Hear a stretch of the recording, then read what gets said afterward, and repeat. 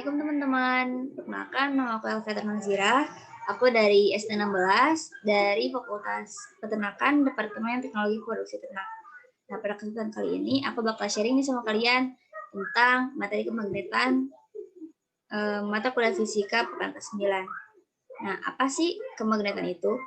Nah, kemagnetan itu berasal dari kata magnet yang berasal dari bahasa Yunani magnetis litos yang berarti batu magnesian.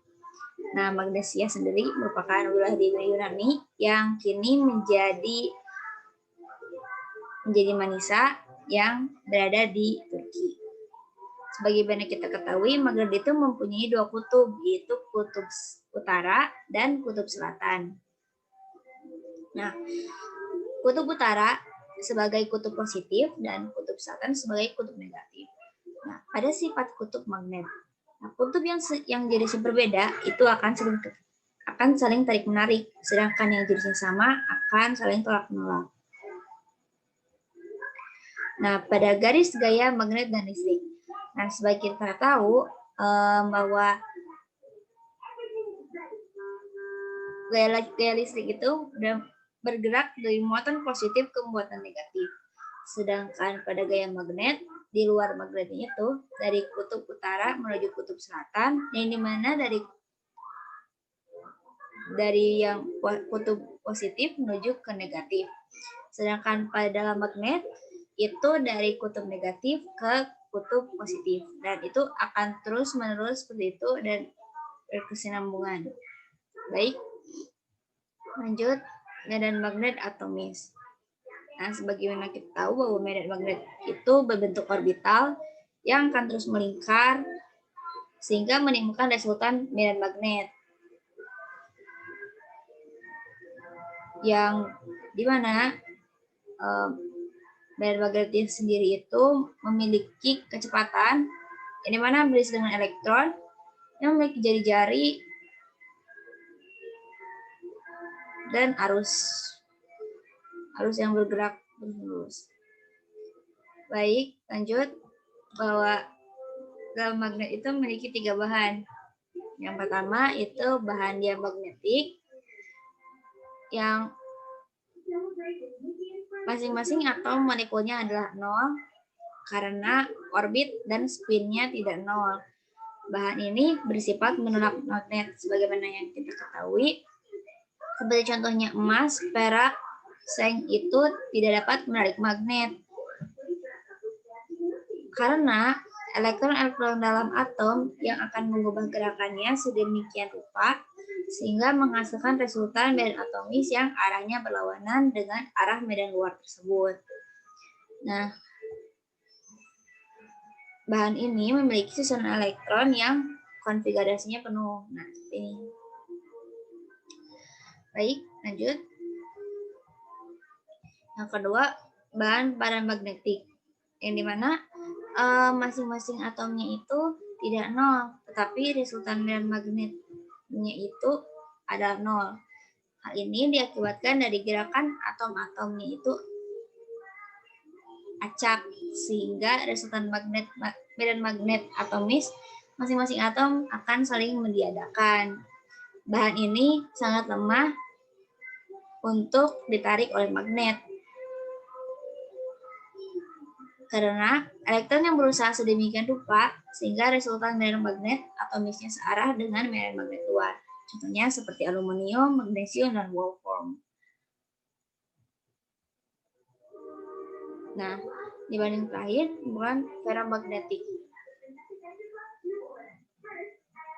Bahan ini merupakan bahan yang sangat pas sebagai untuk ditarik oleh magnet karena elektron yang berusaha sedemikian rupa sehingga resultan medan magnet ini akan berusaha untuk searah dengan medan magnet. Jadi bahan ini tuh sangat pas untuk ditarik magnet.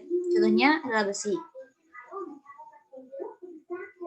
Nah, kita masuk ke materi selanjutnya, itu percobaan Ørsted. Nah, percobaan ini identik dengan kompas, yang dimana Ørsted itu mengatakan bahwa kawat berarus menimbulkan medan magnet statik di sekitarnya. Nah, seperti kita dalam menggunakan kompas, itu jika kita berada di luar, ketika kompas itu menunjukkan arah, berarti ada kawat berarus yang menimpa medan magnet yang dapat menarik kompas. Baik, lanjut. Medan magnet di sekitar kawat berarus. Nah, baik. Medan magnet di sekitar kawat berarus. Nah, seperti yang kita ketahui bahwa kawat lurus berarus itu dapat kita kita ibaratkan dengan perhitungan tangan kanan. Yang dimana ibu jari sebagai arus listrik dan 4 jarinya itu sebagai arah medan magnet. Nah, arah medan magnet itu ada 2, yaitu cross dan dot. Cross itu berarti menjauhi tubuh, dan dot berarti mendekati tubuh.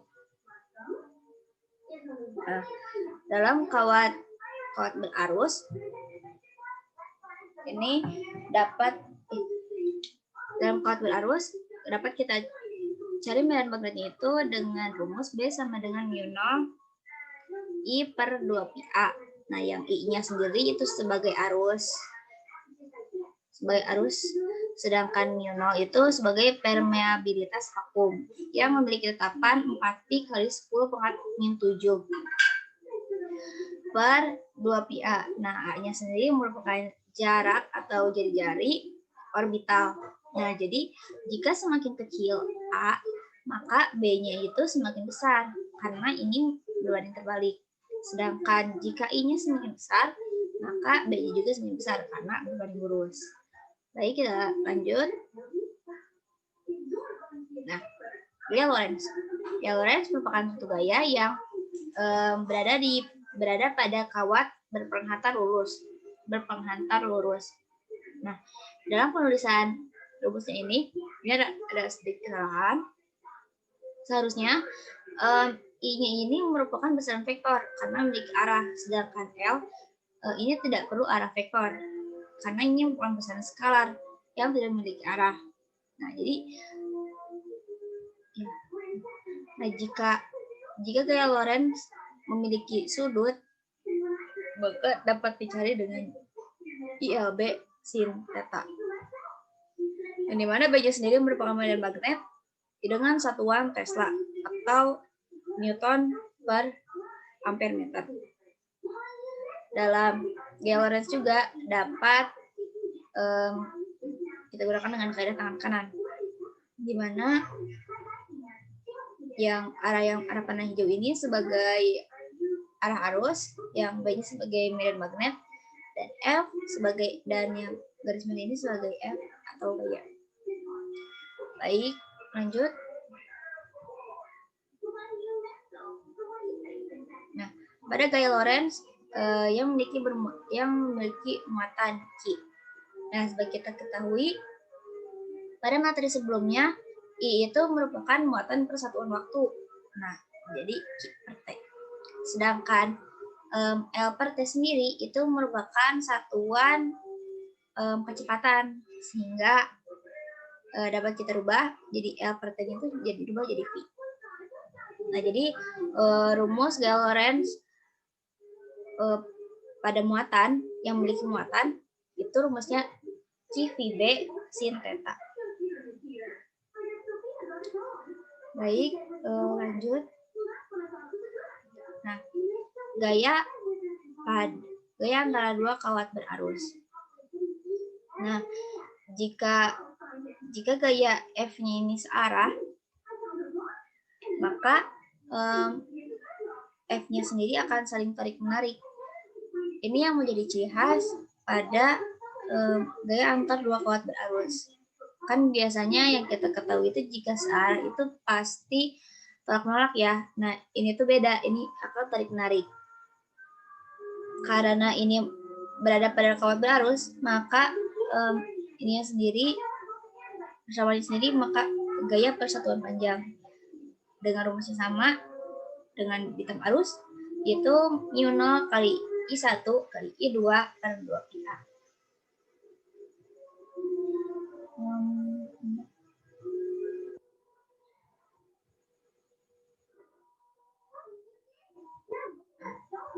Sekarang flux magnet.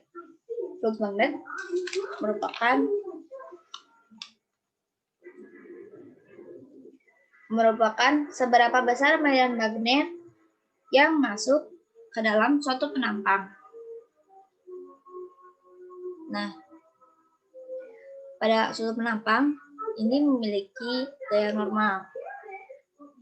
Jika ada medan magnet yang masuk dan membentuk sudut theta, maka rumusnya akan menjadi BA cos theta. Nah, kenapa ini bisa jadi BA? Karena jika sudut yang masuk itu bernilai 0, karena cos 0 bukan 1.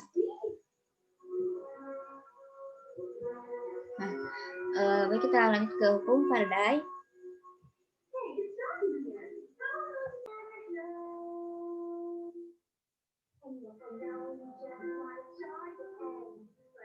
Nah, pada gaya antara dua kawat berarus, jika arusnya searah, maka gayanya itu akan saling tarik menarik. Nah, jika arusnya itu tidak searah, maka gayanya itu akan tolak menolak. Ini menjadi ciri khas dalam jenis gaya antara dua kawat berarus. Yang dimana karena ini di dalam persatuan panjang atau karena dalam kawat, ya tuh ini gimana ngomongnya? Oke, keunikan dari gaya antara dua kawat berarus ini, jika arusnya searah, maka gayanya itu akan tarik menarik. Sedangkan jika arusnya tidak searah, maka gayanya itu akan saling tolak menolak.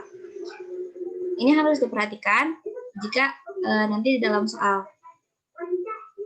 Nah, karena ini nyatukan saling tarik menarik dan tolak menolak itu, maka dapat dituangkan dalam persamaan F per L sama dengan mu 0 dikali I1 dikali I2 per 2πA. Di mana A-nya itu sebagai jarak dari kawat 1 ke kawat 2. Baik, kita lanjut ke flux magnet. Nah, flux sendiri merupakan seberapa besar medan magnet pada suatu penampang. Nah, di mana penampangnya sendiri memiliki gaya normal.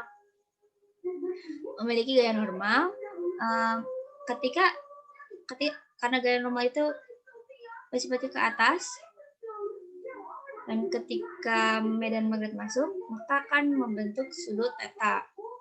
Nah, yang dapat kita tuangkan kebersamaan flux sama dengan BA cos theta. Nah, ini kenapa bisa jadi BA? Nah, karena theta yang terbentuk itu sudutnya 0, sehingga cos 0 itu kan 1. Nah, jadi tinggal B dikali A. Baik, lanjut. Nah, hukum induksi Faraday.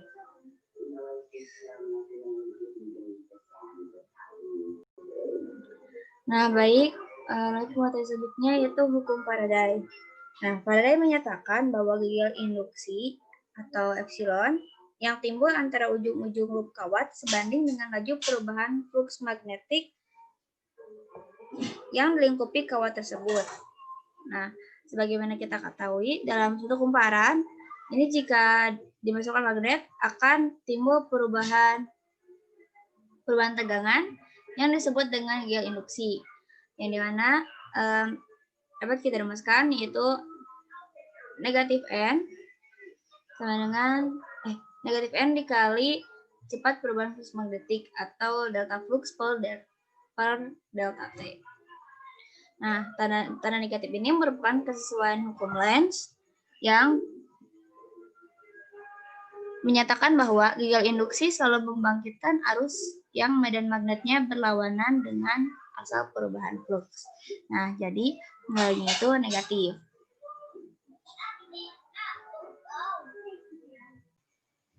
Nah, pada hukum Lenz, merupakan gaya gerak listrik induksi yang selalu membangkitkan arus yang medan magnetnya berlawanan dengan arah perubahan flux. Seperti yang kita ketahui bahwa hukum Lenz itu memiliki tanda negatif kan pada hukum Faraday. Nah, pada kasus yang pertama, jika arusnya itu berlawanan dengan arah jarum jam, ketika kecepatan magnetnya itu masuk, maka GGL induksinya itu akan keluar karena hukum Lorentz itu akan selalu membangkitkan arus yang medan magnetnya berlawanan dengan arah perubahan flux. Nah, ini pun sama jika arah arusnya itu searah dengan jarum jam, induksinya akan masuk dan kecepatannya itu akan keluar.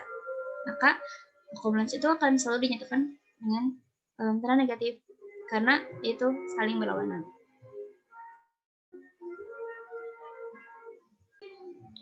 Nah, aplikasi pada gaya Lorentz pada alat spektrograf massa.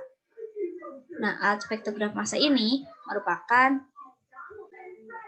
merupakan sebuah alat yang digunakan dalam mengukur massa sebuah atom.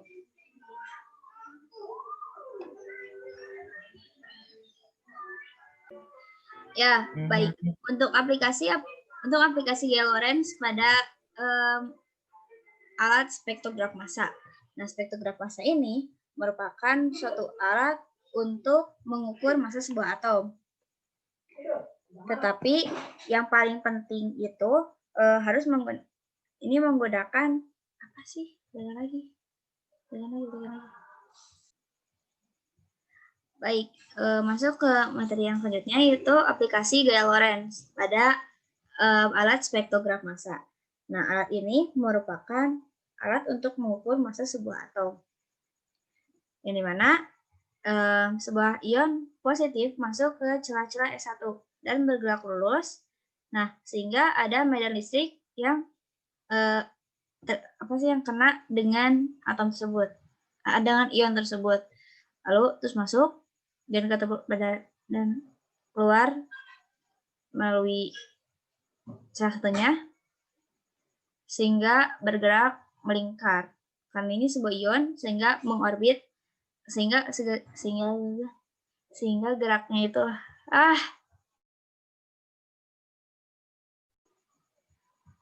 Oke. Lalu materi selanjutnya yaitu aplikasi gaya Lorentz pada alat spektrograf massa yang digunakan untuk mengukur massa sebuah atom. Nah, pertama-tama ion positif masuk ke celah S1 dan ion itu bergerak lurus lalu terkena oleh medan listrik yang berada pada dua pengantar. Lalu terus bergerak lurus lalu dipotong oleh medan magnetik. Sehingga timbullah persamaan F listrik atau gaya listrik sama dengan gaya magnetik. Yang mana QE sama dengan QVB dengan Q-nya dicoret sehingga kita dapat mengetahui bahwa V sama dengan E per B.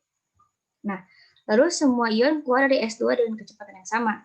Nah, lalu ion itu keluar dengan kecepatan yang sama sehingga bergerak mengorbit sehingga muncul gaya sentripetal.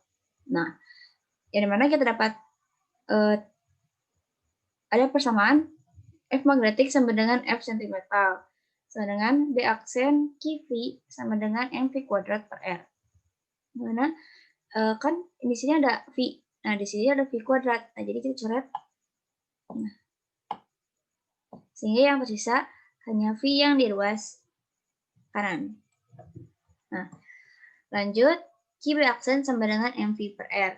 Nah, sebagaimana kita ketahui, bahwa V sama dengan E per B. Nah, jadi QB sama dengan M, EB per R. Nah, bagaimana cara kita mendapatkan persamaan ini? Yaitu kita ubah kembali yang B-nya ini, B. Bentar, kok jadi kayak gini, bentar.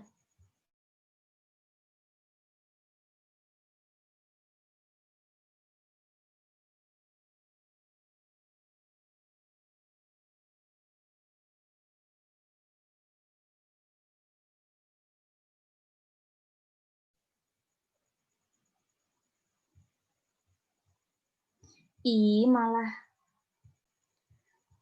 Nah, karena di sini itu untuk mencari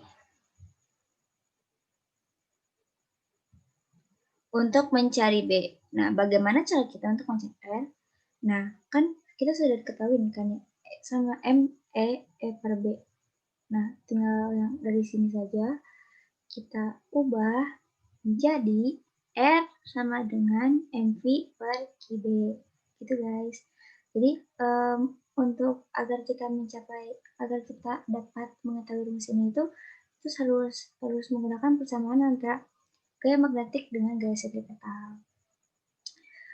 Baik.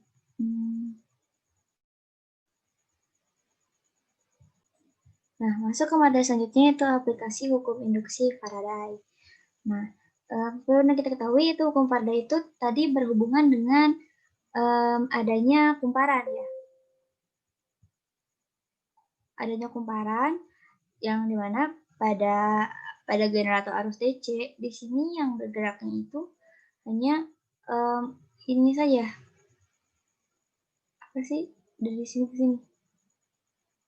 Ini yang bergerak sehingga menimbulkan gigil induksi yang dapat menggerakkan generator arus AC gitu. Baik, sudah guys. Sekian, mohon maaf apabila banyak kesalahan. Wassalamualaikum warahmatullahi wabarakatuh.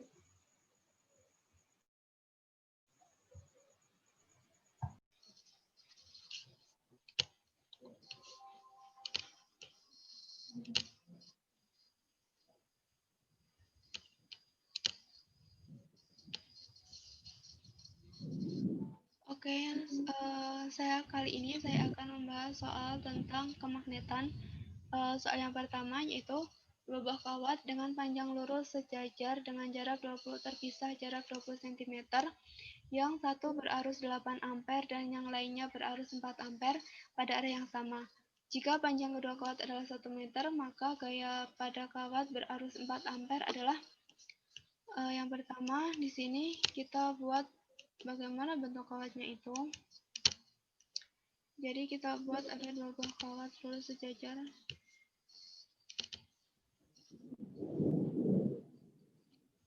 Kemudian kita tuliskan arahnya bagaimana di sini pada arah yang sama. Seumpama di sini kita umpamakan arahnya ke atas dan yang satunya juga ke atas. Terus kita buat arah gayanya. Di sini karena arusnya searah, maka gayanya itu adalah saling tarik-menarik. Kita buat ini ke sini dan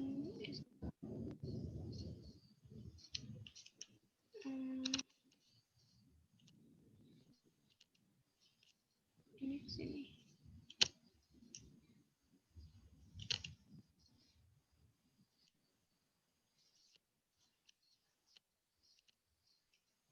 Kita tuliskan juga di sini. Di sini seumpama arus yang besarnya 8 ampere. Kemudian di sini arus yang besarnya 4 ampere. Ini adalah di sini ada F1 2, di sini F21. Jika diumpamakan di sini adalah kawat yang pertama dan di sini adalah kawat yang kedua. Maka gaya yang bekerja pada kawat berarus 4 ampere adalah berarti di sini kita nulisnya F12 sama dengan rumusnya itu adalah mu0 I, kita tuliskan mu0 kalikan I1 terus dikali I2, maaf ini dikali dengan I2 dibagi dengan 2 dibagi dengan 2 pi A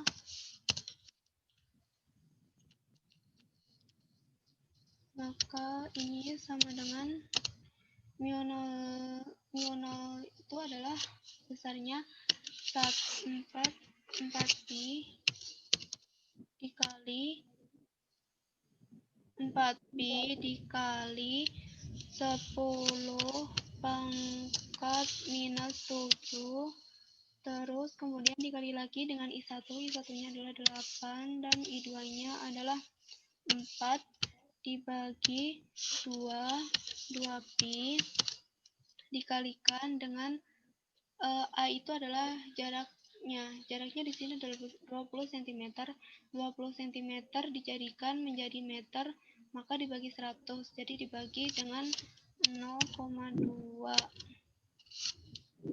maka hasilnya sama dengan 4pi ini bisa dicara dengan 2pi maka di sini masih menyisakan 2pi kemudian 2 dibagi 0,2 maka di sini hasilnya masih 10 jadi 4 jadi sisanya masih 8 dikali 4 itu adalah 32 kali 10 pangkat di sini tadi masih ada 10 dikali 10 pangkat min 7 adalah 10 pangkat min 6 sedangkan dipilihnya di sini 3,2 nya di bawah desimal jadi bisa diubah menjadi sama dengan 3,2 dikali 10 pangkat min 5 jadi jawaban yang tepat adalah yang C. Oke. Soal yang kedua.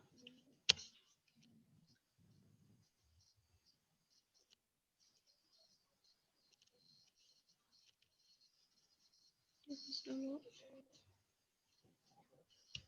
Oke, soal yang kedua. Sebuah kawat lurus panjang yang dialiri arus listrik sebesar 30 ampere dari arah timur ke barat. Besar induksi magnet di titik P yang berada tepat di bawah kawat tersebut pada jarak 2 cm adalah di sini ada kawat.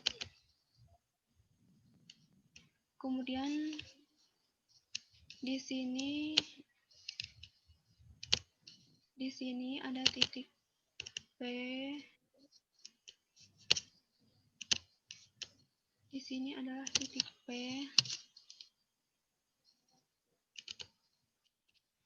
Kemudian ada arus listrik sebesar 30 ampere dari arah timur ke barat.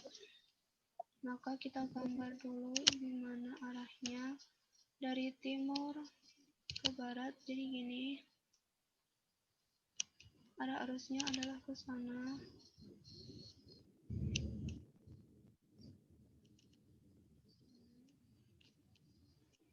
Itu sebesar 30 ampere. Maka besar induksi magnetik yang ada adalah induksi magnetik itu E sama dengan mu 0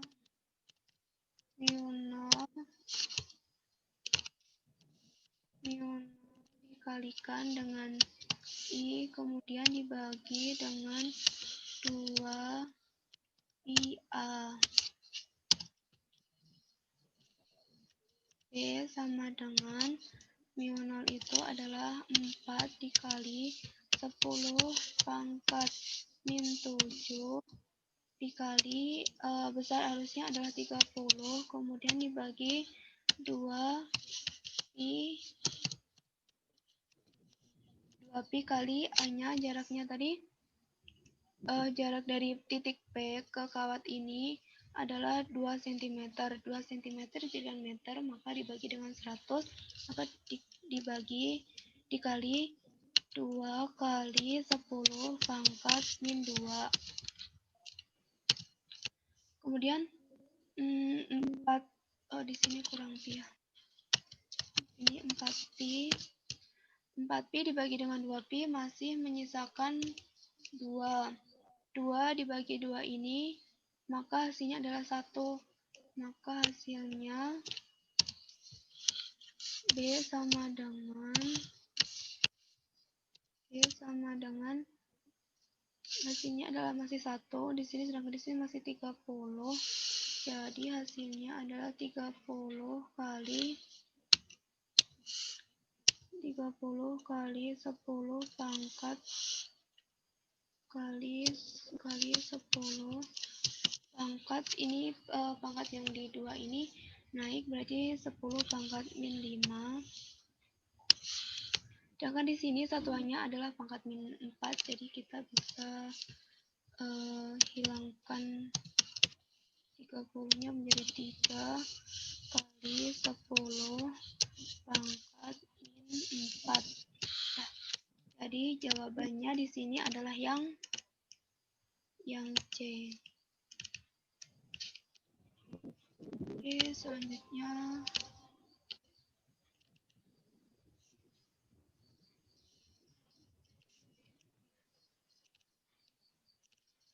soal yang ketiga. Suatu kawat melingkar berdiameter 2 cm dalam daerah medan magnet yang homogen 4 Weber per meter persegi dengan arah bidang yang tegak lurus dengan arah medan magnet tersebut. Tiba-tiba medan magnet berkurang dan menjadi 1/4 setelah selang waktu 2 detik. Gaya gerak listrik yang timbul adalah gaya gerak listrik itu biasa disimbolkan dengan epsilon. Jadi kita tuliskan dulu rumusnya. Seumpamakan E ini adalah epsilon ya. E sama dengan mutlak, ada mutlaknya ya, min N dikalikan dengan delta flux dibagi dengan delta T. T itu adalah waktu ya. Kemudian sedangkan di sini diketahuinya adalah ada jari-jari, kemudian ada W-nya juga.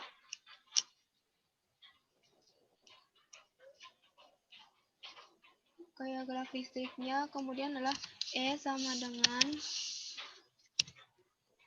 E-nya itu bisa dituliskan dengan 1. Delta flux itu karena yang diketahui itu adalah ada betanya, maka kita cari pakai rumus yang B dikali A dibagi dengan delta T bagi T. E sama dengan B-nya itu adalah, kan ini tiba-tiba medan magnet berkurang dan menjadi 1/4-nya. 1/4 dari 4 itu adalah 1, maka 1 dikali 1 dikali A-nya itu adalah luas dari penampang kawatnya itu kan lingkaran. Jadi luas lingkaran itu adalah pi kalikan R kuadrat. Kemudian dibagi dengan T. Maka E sama dengan 1 kali 1 itu 1 ya. Pi-nya di sini dituliskan 3,14 dikalikan R-nya di sini karena itu kan diameternya, Pi-nya ditulis Pi aja ya. Pi dikali R-nya karena ini diameternya 2, maka R-nya itu dibagi 2 menjadi 1. 1 kali 10 pangkat min 2. Karena apa? Karena di sini kan senti, sedangkan di sini meter. Kemudian dibagi dengan pangkat ini masih harus dikalikan lagi dengan 2 ya.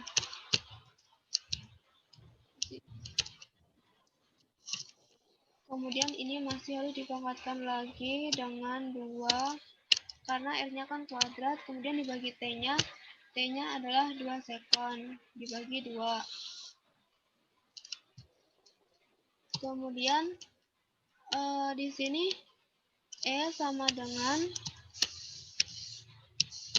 dengan P-nya tetap P dikali, jadinya kan ini 10 pangkat minus 4 dibagi 2. E sama dengan, berarti karena di sini satuannya adalah, karena ini 1, berarti hasilnya adalah 0,5 pi kali 10 pangkat min 4. Di sini adalah 10 pangkat min 4-nya, maka di sini hasilnya adalah 0,5 pi. Jadi hasilnya di sini yang tepat adalah yang A.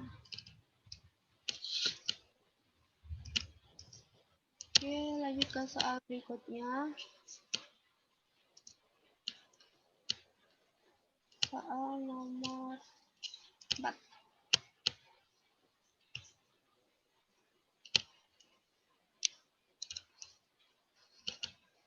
Sebuah kumparan terdiri dari 200 lilitan memiliki hambatan 4 ohm, melingkupi luasan 10 cm persegi.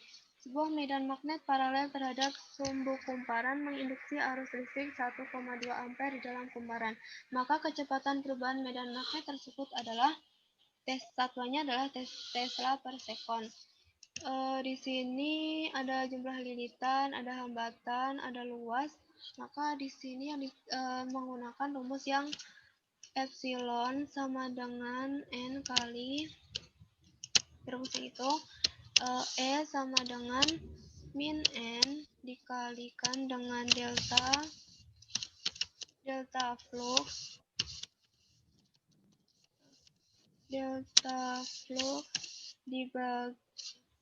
dibagi dengan delta T. Maka di sini karena E sama dengan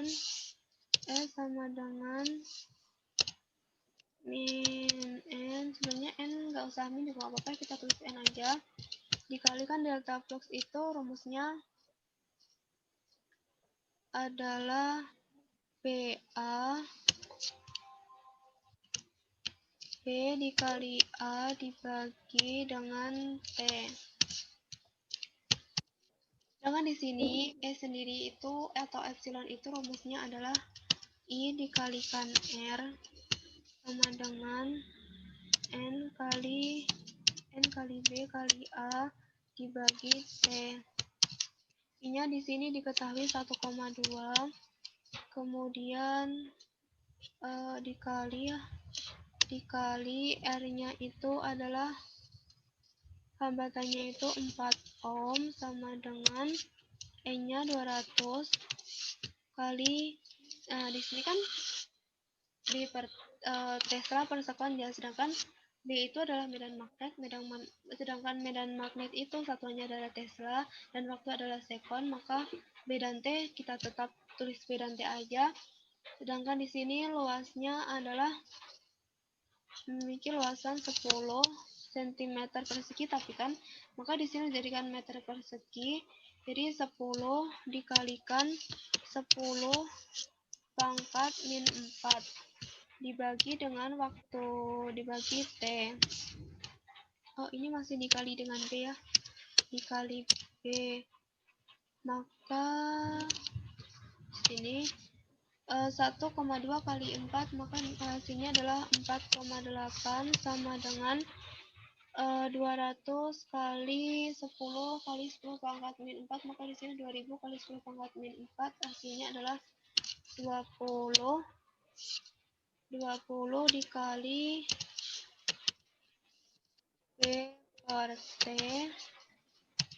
maka B per T sama dengan 4,8, ini 2000 ya, berarti di sini tuh 0,2 ya, 0,2,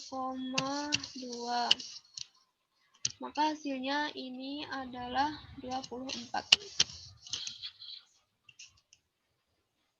Jadi jawaban yang tepat adalah yang C.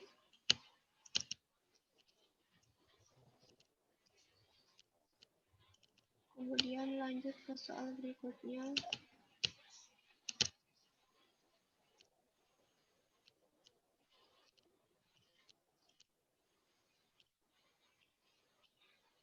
Diketahui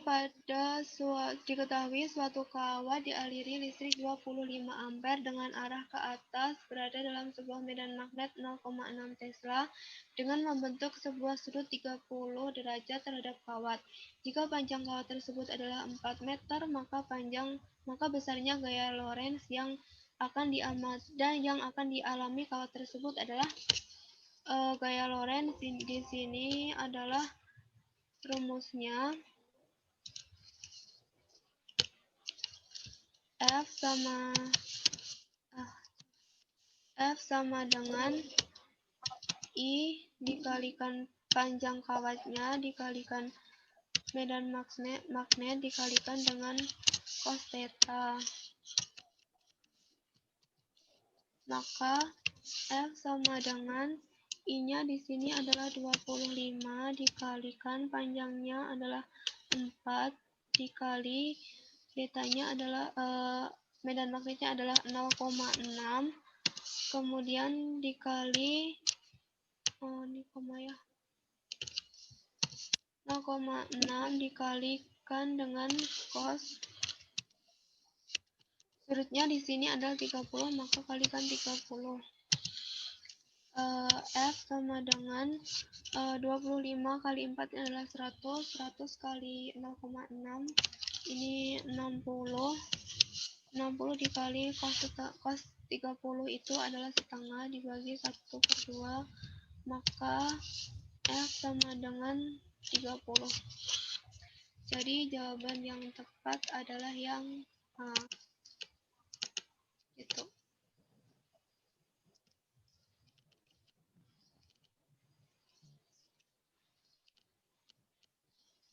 Lanjut ke soal berikutnya. Yang keenam, suatu kawat dibentuk menjadi sebuah loop, diletakkan dalam medan magnet. Pernyataan di bawah ini yang benar adalah 1. Perubahan medan magnet akan menghasilkan GGL induksi pada loop. Ini adalah benar karena GGL induksi itu kan rumusnya min N dikali delta flux dibagi delta T. Sedangkan flux itu rumusnya sendiri adalah medan magnet dikalikan dengan ruas. Jadi kalau ada perubahan medan magnet, maka GGL induksinya juga akan berubah. Kemudian yang nomor 2, GGL induksi dalam suatu rangkaian sebanding dengan perubahan flux magnetik yang melalui loop tersebut. Ini adalah benar, di mana rumus GGL tadi adalah min N dikalikan delta flux dikalikan dengan delta T. Maka ini besarnya GGL induksi sama besarnya flux magnetik ini adalah sama. Maksudnya sebanding. Kemudian yang nomor 3, perubahan flux magnetik akan menghasilkan medan listrik. Ya, ini adalah benar. Jadi pernyataan benar adalah 1, 2, dan 3. Jadi yang E.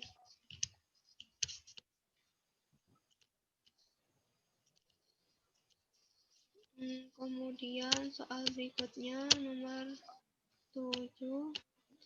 Medan magnet dapat ditimbulkan oleh medan magnet sendiri itu kan rumusnya P sama dengan mu 0 dikalikan dengan I dibagi 2 pi A.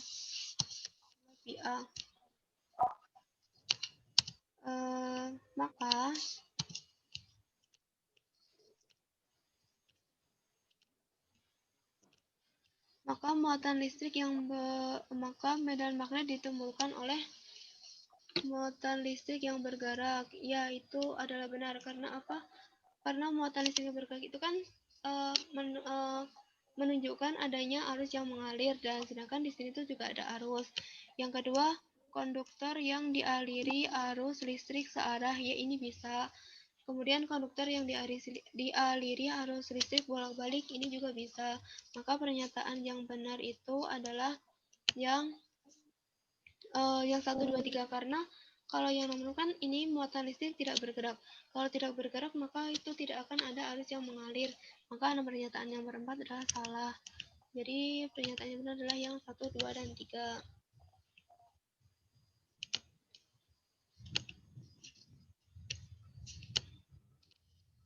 Lanjut lagi ke soal berikutnya. Perhatikan faktor-faktor berikut. Faktor yang mempengaruhi besarnya induksi magnetik pada kawat pengantar adalah induksi magnetik. Induksi magnetik itu rumusnya adalah B sama dengan mu 0 dikalikan dengan I dibagi dengan 2πa, maka dapat disimpulkan di sini berarti faktor yang mempengaruhi adalah luas penampang kawat. Itu salah karena di sini tidak ada luas penampang, arus yang mengalir dalam kawat, yaitu benar karena di sini ada I-nya.